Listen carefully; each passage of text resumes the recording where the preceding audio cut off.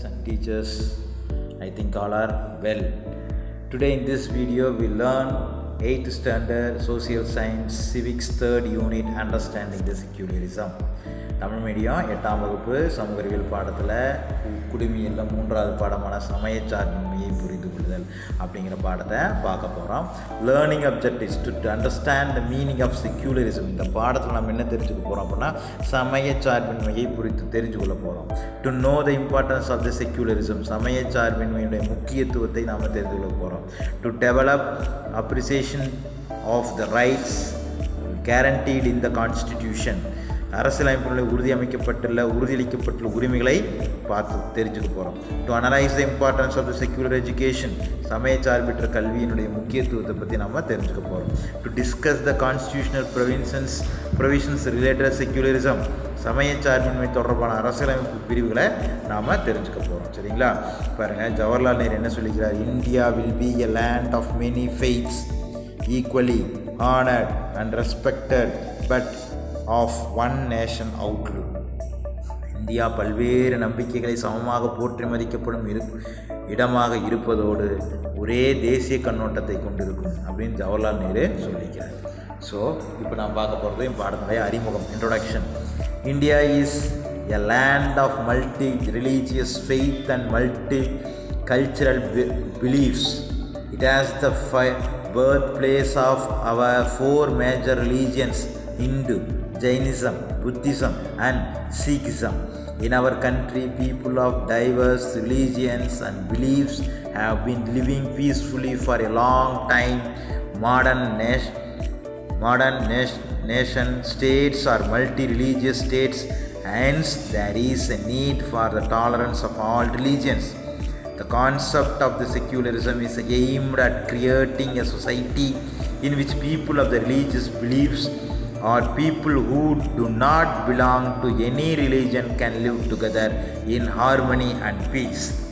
India பல சமய மற்றும் கலாச்சார பண்பாட்டு நம்பிக்கைகளை கொண்ட நாடாகும். இந்து, சமணம், புத்தம், சீக்கியம் 4 பெரும் சமயங்களின் பிறப்பிடம். நமது நாட்டில் பல்வேறு சமயங்கள் மற்றும் நம்பிக்கைகள் கொண்ட மக்கள் நீண்ட காலமாக அமைதியுடன் வாழ்கின்றனர். நவீன இந்திய நாடுகள் அனைத்தும் பல நாடுகள் அனைத்தும் பல சமயங்களை கொண்டிருப்பதால் அனைத்து சமயங்களையும் சகித்து கொள்ளும் தன்மை அவசியமானதாகும். சமயச்சார்பின்மையின் நோக்கமானது சமய நம்பிக்கையை கொண்டவர்களும் மற்றும் எந்த சமயத்தையும் சாராதவர்கள் அமைதியும் இணக்கமாக வாழ்வதற்கான சமூகத்தை உருவாக்குவதாகும். அடுத்து ராஜாராம் மோகன் Roy, sir Syed Ahmed Khan, Rabindranath Tagore, Mahatma Gandhi and B.R. Ambedkar was some of the noted individuals held high in public regards who contributed towards the spread of the secularism in the various spheres of the Indian society. Secularism is invaluable for the society like India, which is characterized by religious diversity. Rajaram மோகன் Roy, sir Syed Ahmed Khan, Rabindranath Tagore, Mahatma Gandhi மற்றும் B.R. Ambedkar போன்ற குறிப்பிடத்தக்க பெரும் மதிப்பிற்குரிய தனிநபர்கள் இந்திய சமுதாயத்தின் பல்வேறு நிலைகளை சமயச்சார்பின்மை நிலைநாட்ட பங்களித்துள்ளனர். இந்தியா போன்ற பல்வேறு பன்முகத்தன்மை கொண்ட சமூகத்திற்கு சமயச்சார்பின்மை என்பது மிக மதிப்புமிக்க ஒன்றாகும். அடுத்து பாருங்கள், ரைட் சைடில் do you know அப்படிங்கிறது. The term of secularism is derived from the Latin word of seculum meaning an age for the spirit of an age. அதாவது சமயச்சார்பின்மை என்ற சொல் லத்தீன் வார்த்தையிலான செகுலம் என்பதிலிருந்து பெறப்பட்டது. இதன் பொருள் காலம் அல்லது உள்ளுணர்வு அப்படின்னு சொல்லுவாங்க. சரிங்களா? அடுத்து பார்த்தீங்க அப்படின்னா, George Jacob Holyoake, a British newspaper editor, coined the term secularism. ஆங்கில பத்திரிகையாளர் எழுத்தாளரான ஜார்ஜ் ஜேக்கப் ஹோல்யோக் என்பவர் செக்யூலரிசம் என்ற வார்த்தையை பதப்படுத்தி உருவாக்கினார். சரிங்களா? ஸோ நெக்ஸ்ட் பேஜ் நம்பர் நம்ம எதாவது பேஜ் நம்பருக்கு போகிறோம் அப்படின்னா அடுத்த பேஜ் நம்பர் 183. நெக்ஸ்ட் பேஜ் பாருங்கள். பென்சில் எடுத்துங்க, அண்டர்லைன் பண்ணிக்கோங்க. ஹார்ட் வேர்ட்ஸ் நியூ வேர்ட்ஸில் அண்டர்லைன் பண்ணிட்டு உங்கள் சோசியல் சயின்ஸ் டீச்சர்ஸ் கிட்ட கேட்கலாம். சரிங்களா? அடுத்து பாருங்கள், வாட் டஸ் செக்யூலரிசம் மீன்? சமயச்சார்பின்மை என்பது எதை குறிக்குது? அப்படிங்கிறாங்க. Secularism means an attitude of the tolerance towards the religious and peaceful coexistence of the citizens belonging to different faith. Its policy naturally and equally by the states towards the religious communication. Secularism is the principle of separation of the state and religion, or more broadly, no interference of the state in the matter of the religion and vice versa. This means that every citizen is free to propagate, practice and profess their faith, change it or not have one according to their conscience. சமயச்சார்பின்மை என்பது பிற மதங்களின் மீது சகிப்புத்தன்மையான அணுகுமுறை மற்றும் வெவ்வேறு நம்பிக்கைகளை சார்ந்த குடிமக்களுடன் அமைதியாக இணங்கி வாழும் ஒரு மனப்பாங்காகும். இது அனைத்து சமய சமூகங்களுடன் அரசு கொண்டுள்ள நடுநிலைத்தன்மை மற்றும் சமய சமத்துவ கொள்கையை சார்ந்ததாகும். சரிங்களா?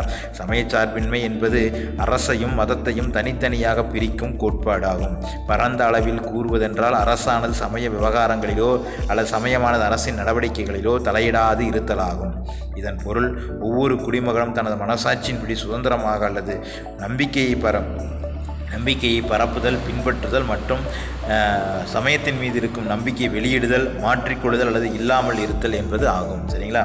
அதில் பார்த்தீங்கன்னா ஆத்திசம், நாத்திகவாதின்னு சொல்லுவாங்க. Is a lack of belief is in God and gods. கடவுள் மீது நம்பிக்கை அற்றிருத்தல் அப்படிங்கிறது நாத்திகம். அது செக்யூலரிசம், சமயச்சார்பின்மை அப்படின்னா the government is non and interference of the state religious affairs and vice versa. அரசோ சமயமோ ஒன்றோ மற்றொன்றின் விவகாரங்களை தலையிடாது இருத்தல் அப்படின்னு சொல்கிறாங்க. அடுத்து அப்ஜெக்டிவ் ஆஃப் த செக்யூலரிசம். சமயச்சார்பின்மையுடைய நோக்கம் என்னன்னு பாருங்கள். One religious group does not dominate another.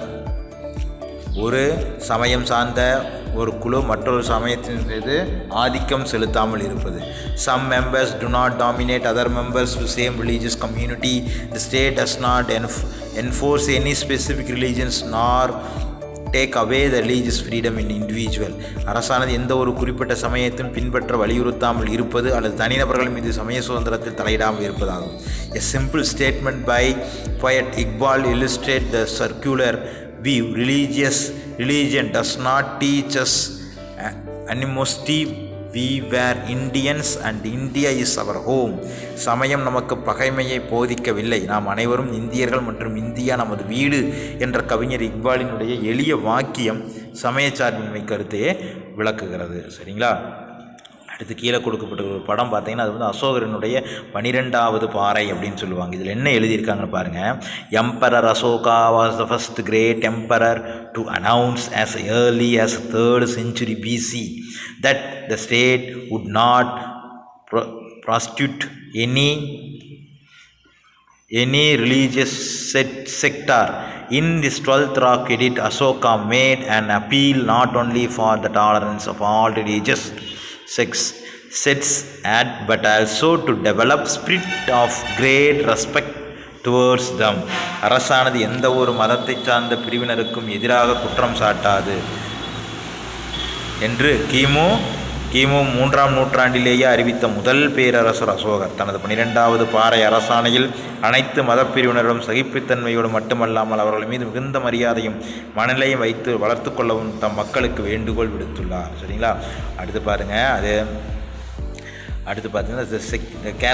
the characteristics of the futures of secular of states. சமயச்சார்பட்ட நாட்டினுடைய பண்பு என்னென்னு பாருங்கள். பிரின்சிபல்ஸ் ஆஃப் லிபர்ட்டி, சுதந்திர கோட்பாடு.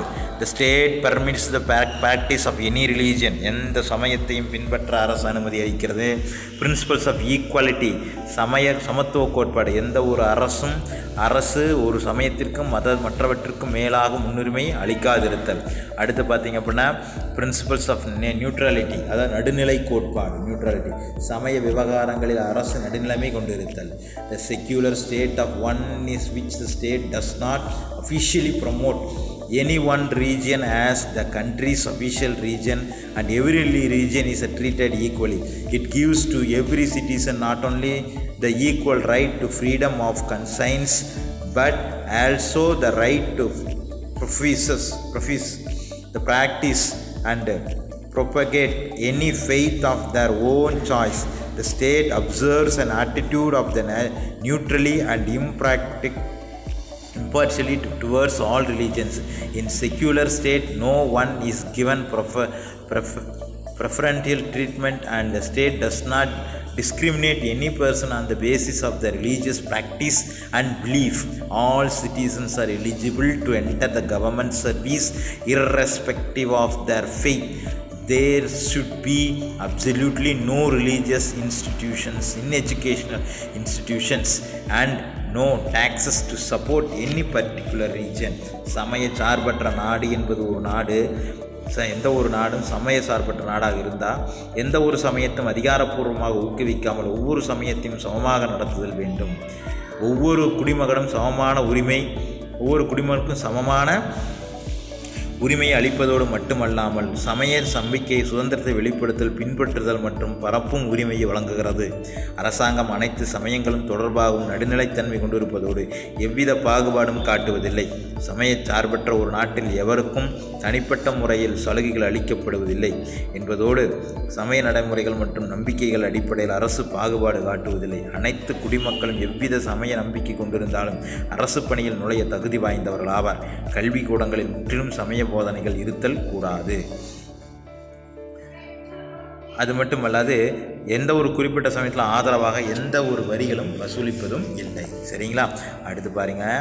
அடுத்து நான் பார்க்க போகிறது இம்பார்ட்டன்ஸ் ஆஃப் த செக்யூலரிசம். சமய சார்பின்மையினுடைய முக்கியத்துவம் என்னென்னு பாருங்கள். The concept of the secularism is evolved in the India's equal treatment of all religious. We need secular to state maintain peace and harmony between the people of various religion ideology. It is a part of democracy which grants equal rights. இந்தியாவில் அனைத்து சமயங்களும் சமமாக நடத்த வேண்டும் என்பதன் அடிப்படையிலேயே சமயச்சார்பின்மை கோட்பாடு படிப்படியாக தோன்றியது. பல்வேறு சமய கோட்பாடுகளை கொண்டுள்ள மக்களிடையே அமைதி மற்றும் நல்லிணக்கத்தை பராமரிக்க நமக்கு சமயச்சார்பற்ற நாடு அவசியமானதாகும். அது சம உரிமைகளையும் வழங்கும் மக்களாட்சியின் ஒரு பகுதியாகும். அடுத்து பாருங்கள், அந்த பாக்ஸில் கொடுத்துருக்கிறது. The Mughal Emperor Akbar followed the policy of religious of toleration. முகலாய பேரரசர் அக்பர் மத சகிப்புத்தன்மை கொள்கையை பின்பற்றினார். அவர் ஒரு propagation of the deen ilahi, divine of faith, and sul-e-gul, peace and harmony among the religious were the advocated of the religious of the toleration. முகலாய பேரரசர் அக்பர் மத சகிப்புத்தன்மை கொள்கையை பின்பற்றினார். அவருடைய தீன் இலாகி, தெய்வ நம்பிக்கை மற்றும் சுல்-இ-குல், அனைத்து சமூகத்தினருடைய அமைதி மற்றும் நல்லிணக்கம் ஆகியவை அவரின் சமய சகிப்புத்தன்மையை எடுத்து கூறுவதாக அமைந்துள்ளது. அடுத்து கான்ஸ்டியூஷன் ஆஃப் செக்யூலரிசம். அரசியலமைப்பு சட்டத்தில் சமய சார்பின்மை பற்றி சொல்கிறாங்க பாருங்கள். Secularism is a part of Indian constitution. The maker of the Indian constitution next page, where that the strong and united nation could be built only when all sections of the people had to freedom of practice their religion. So secularism was accepted as one of the fundamental tenets for the development of democracy in India. சமயச்சார்பின்மை என்பது அரசியலமைப்பின் ஒரு அங்கம். நமது அரசியலமைப்பை உருவாக்கியவர் அனைத்து மக்களுக்கும் அவர்களது சமயத்தை பின்பற்ற சுதந்திரம் பெற்றிருந்தால் மட்டுமே வலிமையான மற்றும் ஒற்றுமையான நாட்டை உருவாக்க இயலும் என்பதை உணர்ந்திருந்தனர். எனவே சமயச்சார்பின்மை இந்தியாவின் மக்களாட்சி வளர்ச்சிக்கான அடிப்படை கொள்கையில் ஒன்றாக ஏற்றுக்கொள்ளப்பட்டது. The word secularism was not mentioned in our constitution when it was adopted in 1950. Later on, in 1976, the word secular was incorporated in the preamble through the 42nd Amendment of the Indian Constitution. India is a sovereign, socialist, secular, democratic republic. The basic aim of Constitution is the promoted unity and integrity of the nation along with the individual dignity. சமயச்சார்பற்ற என்ற சொல்லானது 1950ஆம் ஆண்டு ஏற்றுக்கொள்ளப்பட்டு நமது அரசியலமைப்பில் குறிப்பிடப்படவில்லை. பின்னர் 1976ஆம் ஆண்டில் இந்திய அரசியலமைப்பு மேற்கொள்ளப்பட்ட 42வது சட்ட திருத்தத்தின் முகவுரையில் சமயச்சார்பற்ற என்ற சொல் சேர்க்கப்பட்டது. அதனுடைய பொருள் இந்தியா ஒரு இறையாண்மை வாய்ந்த சமதர்ம சமயச்சார்பற்ற மக்களாட்சி குடியரசு என்று பொருள். நமது அரசியலமைப்பின் அடிப்படை நோக்கமான தேசிய ஒற்றுமையும் ஒருமைப்பாட்டையும் தனிமனித மாண்புடன் கண்ணியத்துடன் ஊக்குவிப்பதாகும். நெக்ஸ்ட் பேராகிராஃப் பாருங்கள். There is no state religion in India. The state will be the neither establish the religion in the own nor confer any special patronage upon any particular religion. The freedom of the religion guaranteed under the Indian Constitution is not conferred to the citizens alone, but extends to the alliance also. This was pointed out by the Honorable Supreme Court of the case Riatlal Panchand 5 state Bombay in 1954. நாட்டிற்கான தனி சமயம் எதுவும் இந்தியாவில் இல்லை. அரசானது எந்த ஒரு சமயத்தையும் ஏற்படுத்தவோ அல்லது எந்த ஒரு சமயத்தையும் குறிப்பிட்ட சமயத்திற்கு சிறப்பு ஆதரவினை அளிப்பதில்லை. இந்திய அரசியலமைப்பில் உறுதியளிக்கப்பட்ட சமய சுதந்திரம் நமது நாடு வழங்கப்பட்டு வருகிறது. இது 1954 நடைபெற்ற பொம்பாய் மாநிலம் பத்திலால் பன்சாந்த் வழக்கில் மேன்மைமிகு உச்ச நீதிமன்றம் சுட்டிக்காட்டியுள்ளது. சரிங்களா, கீழே இருக்கிற படத்தை பாருங்கள். A 19th century of the Hindu temple in Khajuraho, India's incorporated of the Hindu sphere, a Jain kapla, a Buddhist stupa and Muslim styled of dome in piece of usual Sikara. கஜுராவில் காணப்படுகின்ற 19ஆம் நூற்றாண்டைச் சேர்ந்த கோயில் வழக்கமான சிகரத்திற்கு பதிலாக இந்து பாணியில் கோபுரமும், சமண பாணியில் விதானமும், புத்த பாணியில் ஸ்தூபியும், இஸ்லாமிய பாணியிலான குவி மாடமும் அமைக்கப்பட்டுள்ளது. இது சமயச்சார்பற்ற நாட்டத்தை நோக்கத்தை குறிப்பிடுவதாகும். சரிங்களா, அடுத்து நம்ம பார்க்க போகிறது பார்த்தீங்க அப்படின்னா, இந்திய அரசியலமைப்பினுடைய the constitution of India has be the following the distinction of the futures. இந்திய அரசியலமைப்பு சட்டத்தினுடைய தனிச்சிறப்பு கூறுகளை கொண்டுள்ளது. The state will not identify itself with or be controlled by any religion. The state guarantees that everyone is a right to profess any religion in their own. C. The state will not accrue by the preferential treatment any of them. No discrimination will be shown by the state against any person on the account of his religious faith. It creates a fraternity of the Indian people and gives assures of the dignity of the individual and the unity of the nation. அதாவது என்ன சொல்கிறாங்க அப்படின்னா, அரசானது எந்த ஒரு சமயத்தையும் தன்னை அடையாளம் காணாது அல்லது அடையாளப்படுத்தி கொள்ளவும் கூடாது. ஒவ்வொருவரும் அவரது விருப்பத்திற்கு எந்த ஒரு சமயத்தையும் பின்பற்ற உரிமையுள்ளது. எந்த சமூகத்திற்கும் சமயத்திற்கும் அரசு முன்னுரிமை அளிக்காது. எந்த ஒரு நபருக்கும் அவரது அரசியலமைப்பின் காரணமாக எந்தவித பாகுபாடும் காட்டாது. இந்திய அரசு மக்களிடையே சகோதரத்தை உருவாக்குவதோடு தனிமனித மாண்பிற்கும் நாட்டின் ஒற்றுமைக்கும் உறுதியளிக்கிறது. அடுத்து த செக்யூலர், சமயச்சார்பற்ற நாடு அனைத்து சமய விழாக்களுக்கும் பொது உரிமை அளிக்கிறது. Secular of Indian state declares the public holiday to mark the festival of the all India. இந்தியாவில் நீங்களே பார்க்கலாம், எல்லா விழாக்களுக்கும், எல்லா மதத்தை சார்ந்த விழாக்களுக்கும் மாநில அரசும் மத்திய அரசும் விடுமுறை அறிவிப்பாங்க. அடுத்து பாருங்கள் அப்போனா அடுத்து நான் பார்க்க போகிறது என்ன அப்படின்னா, த மோசிக் ஆஃப் த கான்ஸ்டியூஷன் ப்ரொவிஷன், அதாவது அரசியலமைப்பினுடைய பிரிவினுடைய அடித்தளம். Section article 55 prohibition of the discrimination on the grounds of the religion, caste, sex or place of birth and etc. சமயம், இனம், சாதி, பாலினம் அல்லது பிறப்பிடம் ஆகியவற்றின் அடிப்படையில் பாகுபடுத்துவதை தடை செய்கிறது. அரசியலமைப்பினுடைய article 16 equality of the opportunity of public employment, பொது வேலை வாய்ப்பில் சமமாக வாய்ப்பளிக்கிறதுக்கு அரசியலமைப்பு சட்டம் பிரிவு 16. அடுத்து அரசியலமைப்பின் பிரிவின் article 25(1) the guarantee of the freedom of the constitution of the right of the professor practice and the propagate religious of individual, எந்த சமயத்தினை ஏற்கவும் பின்பற்றவும் பரப்பவும் உரிமை வழங்கியிருக்கிறது. Article 26 freedom and manage of religious affairs, சமய விவகாரங்களை நிர்வகிக்கும் உடைய சுதந்திரம். Article 27 the state shall not compel of any citizen to pay any tax for the promotion of the any particular religion, எந்த ஒரு குறிப்பிட்ட சமயத்தை ஆதரவாக அரசானது எந்த ஒரு குடிமகனையும் வரி செலுத்துமாறு வற்புறுத்தாது. Article 28 one religion instruction of the religious worship in certain educational institutions, சில கல்வி நிறுவனங்கள் மதம் சார்ந்து நடைபெறும் சமய போதனைகள் அல்லது சமய வழிபாட்டு நிகழ்ச்சிகளில் கலந்து கொள்ளாமல் இருப்பதற்கும் உரிமை. அடுத்த ஆர்டிகல் 29(2) அரசு, அதாவது the ban to discrimination of the state aided institution education, அரசு உதவி பெறும் கல்வி நிறுவனங்களில் பாகுபாடு காட்ட தடை. இதெல்லாம் இருக்குது. அடுத்து பார்த்திங்க அப்படின்னா, why do we need secularism education, நமக்கு ஏன் சமயச்சார்பற்ற கல்வி நமக்கு வேணும் அப்படின்னு சொல்கிறாங்க. the secularism is a education means making public education free from any religious dominate children as a future citizens must get education which should aim at their development of the character and the moral behavior of irrespective of religious affiliation. Secular education need to remove narrow-mindedness and makes dynamic and enlightened view to develop moral and humanistic outlook. குறுகிய மனப்பான்மை போக்குவதற்கும் சக்தி வாய்ந்த ஆற்றல் மற்றும் அறிவான நோக்கத்தை உருவாக்கலாம். தார்மீக மற்றும் மனிதநேய பார்வையை உருவாக்குவதற்கு நமக்கு இந்த கல்வி நமக்கு தேவை. To train the next page to train the youth to be a good citizen. நல்ல இளைஞர்களை நல்ல குடிமக்களாக உருவாக்குவதற்கு. The strength of democratic values like liberty, equality and fraternity to cooperative living. இளைஞ சுதந்திரம், சமத்துவம், சகோதரத்துவம் மற்றும் கூட்டுறவு வாழ்க்கை வாழ மக்களாட்சி மதிப்புகளை பலப்படுத்துவதற்கு. To develop the spirit of love, of tolerance, cooperation, equality and sympathy. To synthesis of the materialism and spiritualism. அதாவது வாழ்க்கை குறித்த பரந்த பார்வை அளிப்பதற்கு, பிறரை பாராட்டுதல் மற்றும் மற்றவர்கள் நிலையை புரிந்து கொள்ளும் மனப்பான்மை வளர்ப்பதற்கு, அன்பு, சகிப்புத்தன்மை, ஒத்துழைப்பு, சமத்துவம் மற்றும் இரக்க உணர்வு வளப்படுத்துவதற்காகும்.